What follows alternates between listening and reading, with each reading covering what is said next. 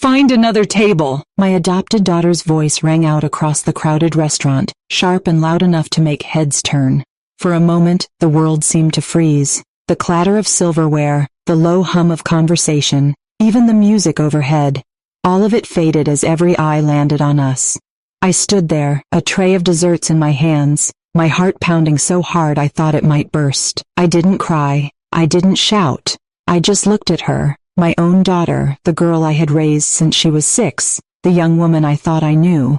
Her face was flushed with anger, her eyes cold and unyielding. Around the table, her friends stared at me, some with pity, some with amusement, and one or two with open disdain. Before I go on, tell me in the comments, where are you watching from? Have you ever been humiliated by someone you loved, in public, in front of strangers? Share your story or your city below, and don't go anywhere, because what happened after that moment changed everything I thought I knew about family, loyalty, and what it means to be a mother. The restaurant was warm, filled with the smell of garlic and fresh bread, but I couldn't taste a thing.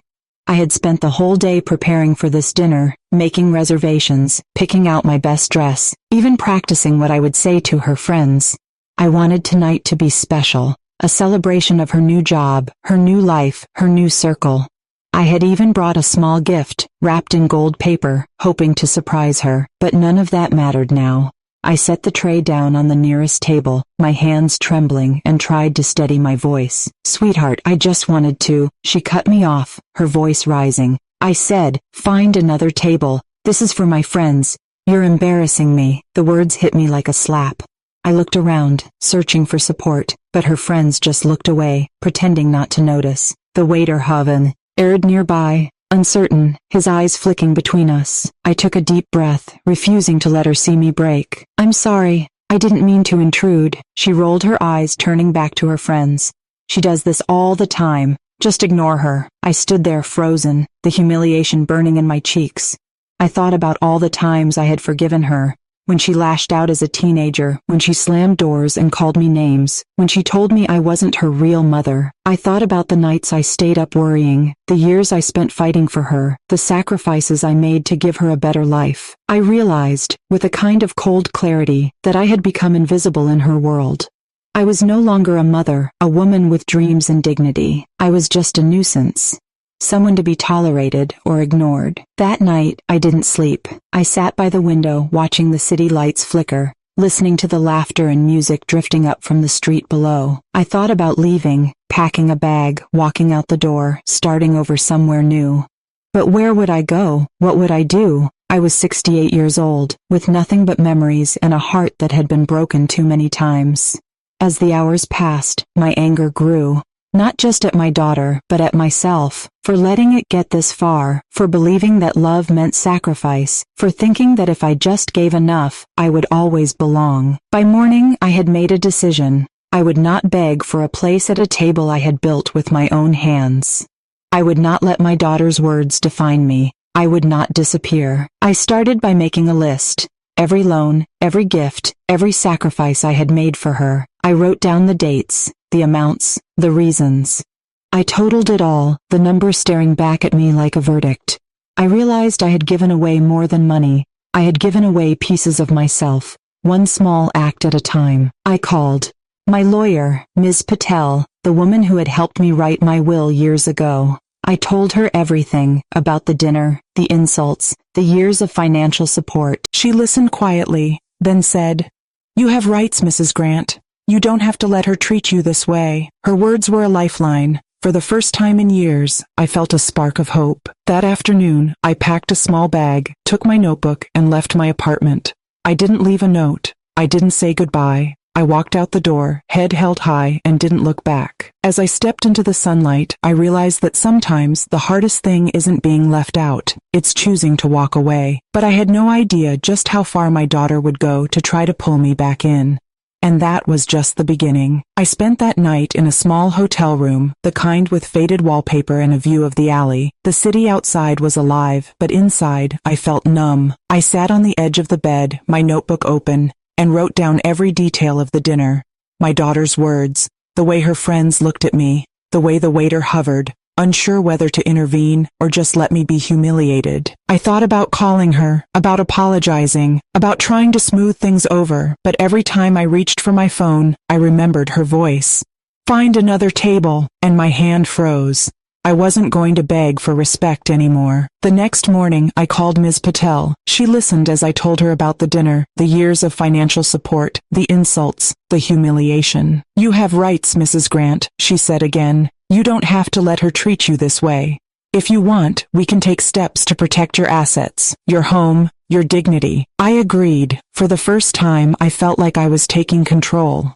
I spent the day gathering documents, bank statements, receipts, old birthday cards with checks tucked inside, emails asking for help. I made a list of every loan, every gift, every time I'd bailed my daughter out of trouble. The total was staggering. I realized I had given away not just money, but years of my life. That afternoon, I went back to my apartment to collect my things. The place felt different, colder, emptier, as if my daughter's words had seeped into the walls. I packed quietly, moving through the rooms like a ghost. I took only what I needed: clothes, toiletries, my favorite books, the photo albums from when she was young. As I was leaving, my phone buzzed. It was a message from my daughter. Mom, you're being dramatic. Come home. We need to talk. I didn't reply. I was done being the family bank, the emotional punching bag, the invisible woman at the end of the table. I moved in with my friend Ruth, who welcomed me with open arms. Her home was warm and full of laughter. We spent our days gardening, baking, and talking late into the night. For the first time in years, I felt seen, but the peace didn't last. My phone buzzed with messages from my daughter. Mom, you're overreacting.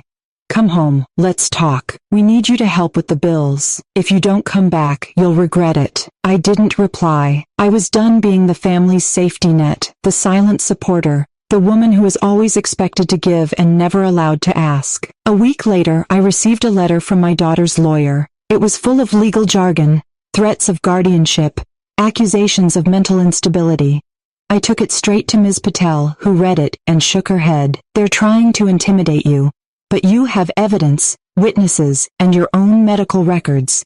We'll fight this. The next few weeks were a blur of court dates, paperwork, and sleepless nights. My daughter tried everything: emotional blackmail, threats, even showing up at Ruth's house to beg and plead. But I stood firm. I had Ruth by my side and Ms. Patel fighting for me. The first court hearing was nerve-wracking.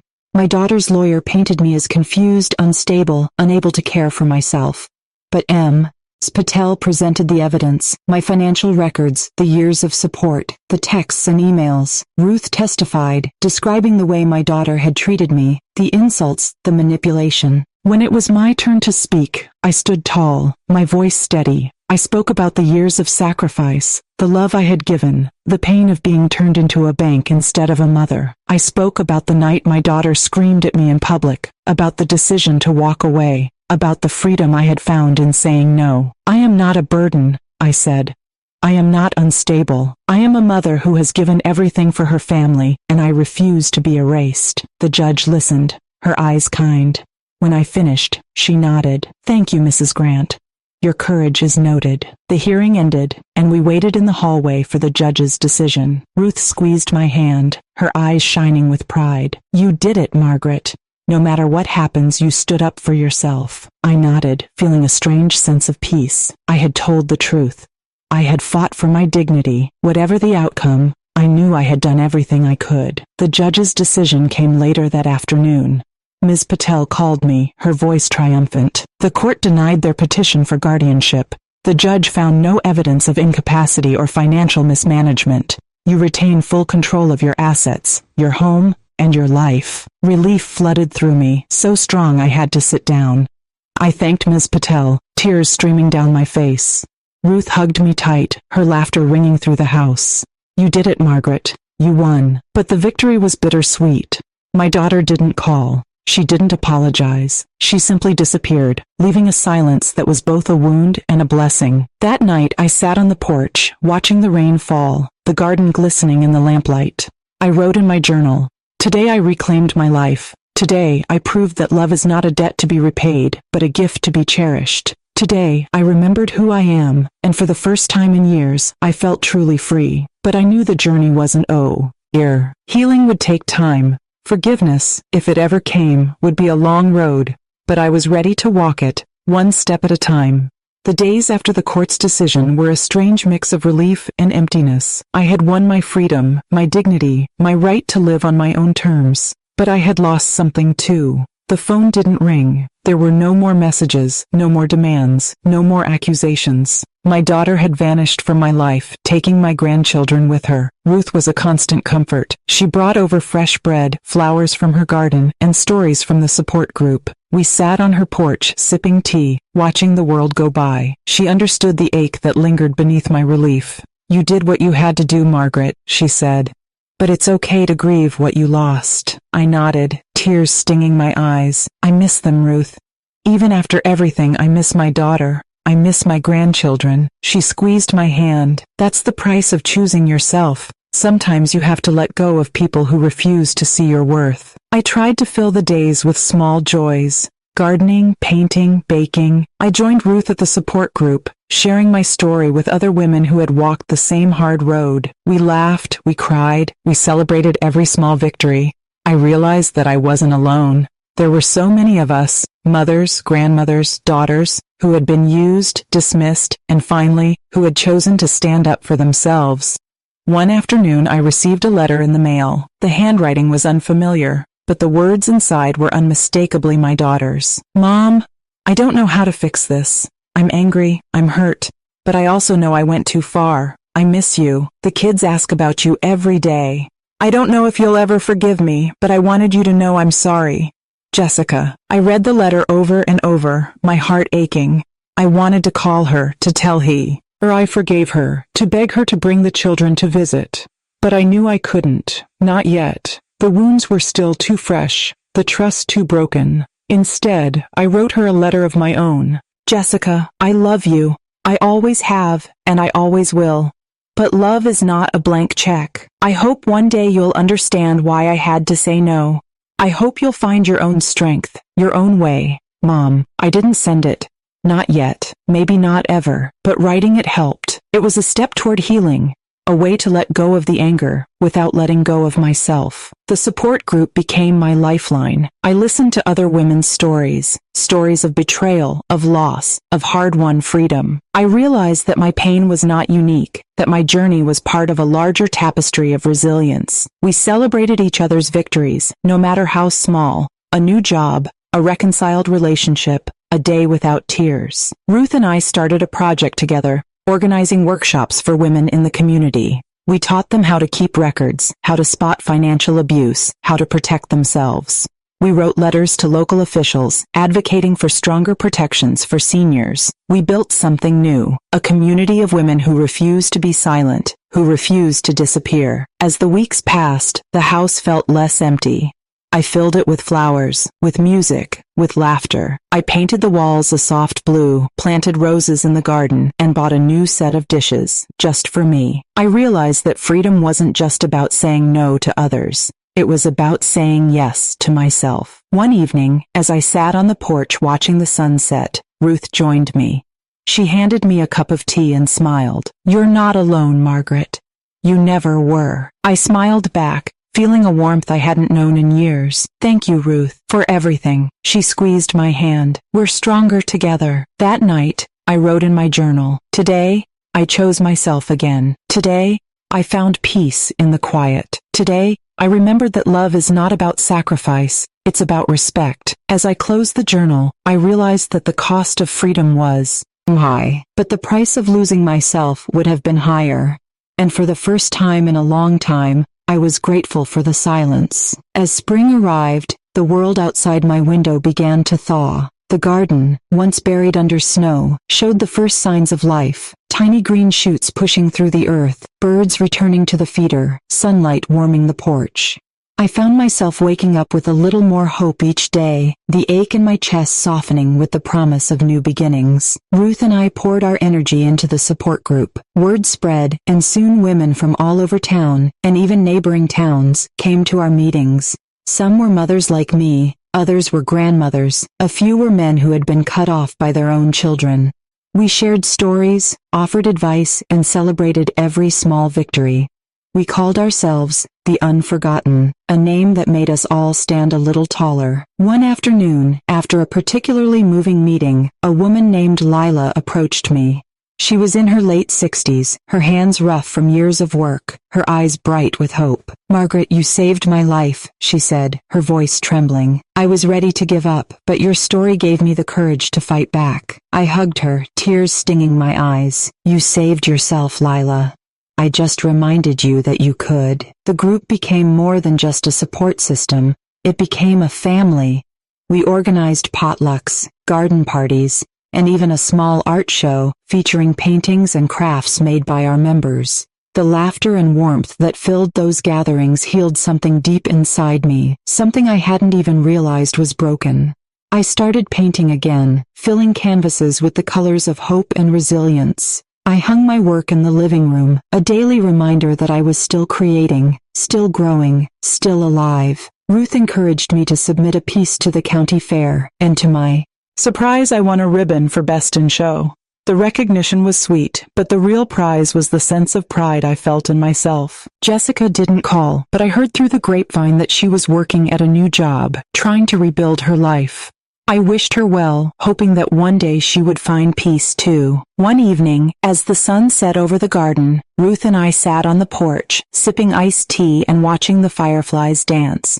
She turned to me, her eyes shining. "You know, Margaret, you've built something beautiful here. Not just a home, but a legacy." I smiled, feeling the truth of her words settle deep in my heart. I just wanted to prove that I mattered, that I wasn't invisible. She squeezed my hand. "You did more than that. You showed all of us that it's never too late to start over." That night, I wrote in my journal, "Today, I found family in unexpected places. Today, I learned that love isn't about blood or obligation. It's about kindness, respect, and the courage to keep going." As I closed the journal, I realized that the family I'd lost had made room for a new kind of family, one built on truth, on strength, on the refusal to disappear. And for the first time in a long time, I looked forward to tomorrow. Summer arrived, and with it, a sense of lightness I hadn't felt in years.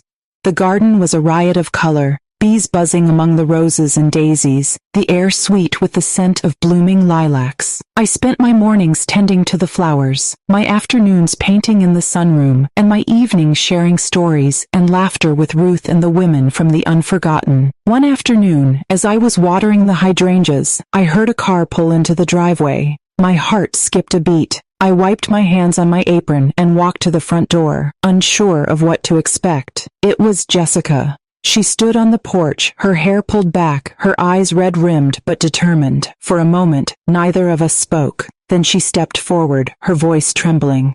"Mom, can we talk?" I nodded, stepping aside. To let her in. We sat at the kitchen table, the same table where so many family dinners had ended in silence. Jessica stared at her hands, twisting her wedding ring nervously. "I'm sorry," she said finally, her voice barely above a whisper. "I was angry, and I took it out on you. I let others convince me that you were the problem, that you were holding us back. But I see now how wrong I was. I miss you, Mom. The kids miss you. I want to make things right." Tears welled in my eyes, but I held them back. "Jessica, I love you. I always have, but I can't go back to the way things were. I won't be used. I won't be invisible." She nodded, her own tears spilling over. "I know. I don't expect you to forgive me right away. I want to try. I want the kids to know their grandmother. I want to be a better daughter." We talked for hours, sharing memories, regrets, and hopes for the future. For the first time in years, I felt a glimmer of hope that our relationship could be rebuilt, not on guilt or obligation, but on mutual respect and love. After Jessica left, I sat on the porch, the sun warm on my face, and let myself cry. Not out of sadness, but out of relief. The door that had been slammed shut was open again, just a crack, but enough to let the light in. Ruth joined me, her presence a steady comfort. "You did it, Margaret. You stood your ground, and now you're reaping the rewards." I smiled, feeling the truth of her words settle deep in my heart. I just wanted to be seen, to be valued. She squeezed my hand. "You are. And not just by Jessica, by all of us. The support group continued to grow, our meetings filled with laughter, tears, and the quiet strength of women who had learned to fight for themselves. We organized a summer picnic, inviting friends, neighbors, and anyone who needed a place to belong. The park was filled with music, food, and the sound of children playing. For the first time in a long time, I felt surrounded by family, not just the one I was born into, but the one I had chosen. Jessica started visiting more often, sometimes bringing the kids, sometimes coming alone. We cooked together, gardened together, and talked late into the night. The wounds were still there, but they were healing, replaced by hope and the quiet certainty that we were building something new. One evening, as the sun set over the garden, Jessica turned to me and said, "Thank you, Mom, for not giving up on me, for teaching me what it means to be strong." I hugged her, my heart full. We're both learning, Jessica. Every day. That night, I wrote in my journal. Today, the door opened again. Today, I learned that forgiveness is not about forgetting the past, but about choosing to build a better future. Today, I remembered that love, when it's real, always finds its way home. As I closed the journal, I realized that the journey wasn't over. There would be more challenges, more moments of doubt, but I was ready. I had found my voice, and I wasn't going to lose it again. And for the first time in a long time, I looked forward to tomorrow. As the weeks passed, Jessica's visits became a regular part of my life. Sometimes she brought the children, who would run through the garden, their laughter ringing like wind chimes. Sometimes she came alone, and we'd sit on the porch, sipping tea and talking about everything and nothing. The awkwardness faded, replaced by a gentle honesty that felt new and precious. One afternoon, Jessica arrived with a small box in her hands. She set it on the kitchen table, her eyes shining with nervous excitement. "I made something for you, Mom," she said. I opened the box to find a delicate bracelet, each bead a different color, strung together with care. "It's a reminder," Jessica explained, "that you're not alone, that you're loved, that you matter." Tears pricked my eyes as I fastened the bracelet around my wrist. "Thank you, Jessica. This means more than..." And you know, she smiled, her own eyes wet. "I'm still learning, Mom. I'm still trying to be better." We hugged, and for the first time in years, I felt the old bond between us begin to mend. Ruth cheered us on from the sidelines, always ready with a kind word or a gentle nudge. The support group continued to grow, our meetings filled with stories of struggle and triumph. We celebrated every victory, no matter how small: a new job, a reconciled relationship, a day without tears. One evening, after a particularly moving meeting, Ruth and I sat on the porch, watching the fireflies dance in the twilight. She turned to me, her voice soft. "You know, Margaret, you've taught us all something important, that it's okay to set boundaries, that it's okay to say no." I smiled, feeling the truth of her words settle deep in my heart. I used to think love meant giving until there was nothing left, but now I know. Real love respects boundaries. Real love doesn't ask you to disappear. Ruth nodded. "You're right, and you're living proof that it's never too late to choose yourself." That night, I wrote in my journal, "Today, I learned that boundaries are a gift, not just to myself, but to everyone I love." Today, I remembered that saying no is sometimes the bravest thing you can do. Today, I chose to protect my heart, my home, and my happiness.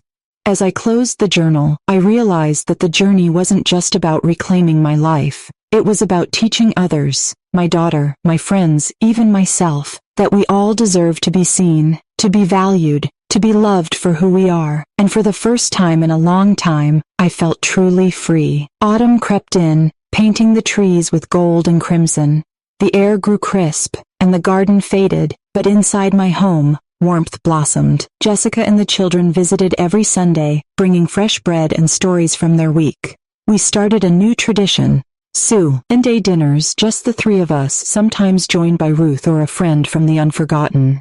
The first of these dinners was awkward. Jessica was quiet, the children fidgeted, and I worried that the silence would swallow us whole. But then Olivia spilled her juice, and we all burst out laughing. The tension broke, and for the first time in years the house rang with genuine joy. We cooked together, tried new recipes, and let Olivia set the table however she liked. Sometimes she put the forks on the wrong side, or used mismatched plates, but I didn't care. The rules that once governed my life, perfection, politeness, pleasing everyone, no longer mattered.